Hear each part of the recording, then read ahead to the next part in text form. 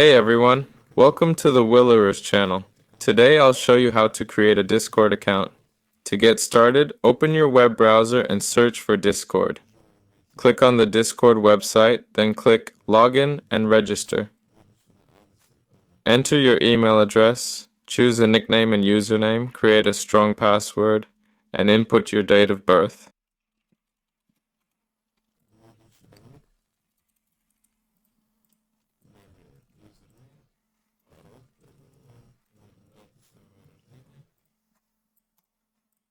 Click Next.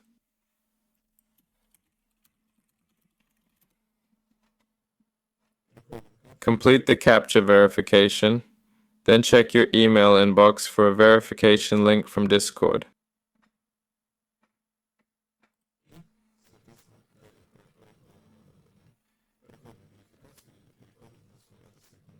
Click the verification link, solve another CAPTCHA, and hit Continue. You'll be logged into your new Discord account. That's it, your account is ready to go. Thanks for watching, catch you next time.